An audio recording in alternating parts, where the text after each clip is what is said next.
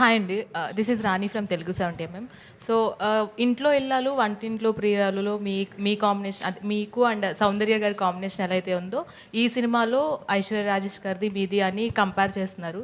నిజంగా మీ ఇద్దరు combination super ఉంది, ఎస్పెషల్లీ బావ్ అన్నప్పుడైతే సో వేరే వైబ్ అనమాట. సో మీకు ఎలా అనిపిస్తుంది? Can I sir? బావ్, సారీ బావ్, లవ్ యూ బావ్, సారీ సార్. అనిల్ గారు, సార్ లెట్ మీ ఆన్సర్ యార్. చెప్పమ్మా. అంటే ఆ కాంబినేషన్ నిజంగానే మీకు సౌందర్య గారితో చేసిన అవేమైనా గుర్తొచ్చినాయా సార్? ఐశ్వర్య రాజేష్ గారితో ఆ కాంబినేషన్ అలా అందరూ అంటున్నప్పుడు. లేదు, I'm really glad Aishwarya did a very good job and చాలా మంచి రోల్ దొరికింది. And Anil was there to guide her. And తను కూడా she's an experienced actor in you know Tamil. She's done lot of films, but ఈ జానర్లో మన ఫస్ట్ ఫిల్మ్స్, కామెడీ ఫిల్మ్.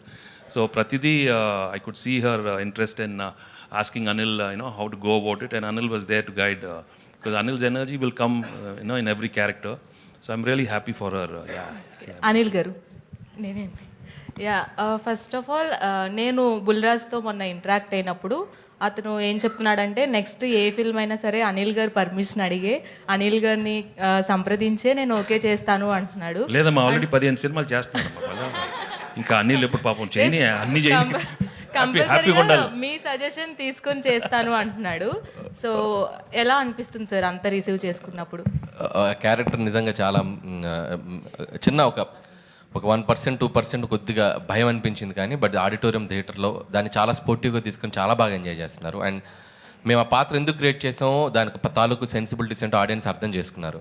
అది reach కూడా మామూలుగా లేదు. ఇంకా ఇందాక మన ఆయన అడిగినట్టు ఇంకా సెకండ్ హాఫ్లో పెట్టొచ్చు కదా మేము అనుకొని కూడా ఎక్కడో సరే ఆపాం. సరే ఓకే, సీక్వెల్ ఉంది కాబట్టి ఎప్పుడైనా నెక్స్ట్ ఫర్దర్గా వాడిని అడిగాము. అప్పటికి నేను క్లైమాక్స్లో అడిగా, నేను అనిల్ తను కదా ఫైట్ చేసేటప్పుడు సార్ కొట్టమా నాన్న ఏదో అన్నాడు కదా. సో వెంకీ గారు అడిగారు ఇంకా పెట్టాలి అని. బట్ మాకు ఎందుకంటే వెళ్ళే స్క్రీన్ ప్లేలో అన్ని క్యారెక్టర్స్ని మేము కంక్లూడ్ చేసుకుంటూ రావడం జరిగింది.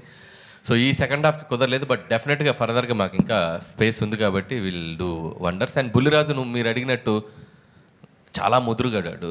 సో చాలా ఎలా మాట్లాడాలో వాడికి బాగా తెలుసు. సో చక్కటి ఆన్సర్స్ చెప్పాడు.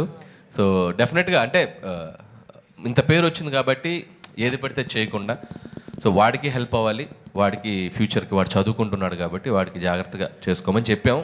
So at the end of the day వాడి కాళ్ళు, వాడు వచ్చి నన్ను గైడెన్స్ అడిగితే మాత్రం ఖచ్చితంగా చేస్తాను. ఈ సినిమాతో కలెక్షన్ల వర్షమే కాకుండా one of the busiest artist ఏదైనా అయ్యారంటే ఫస్ట్గా బుల్రాజ్ అనే చెప్పాలి. అవును.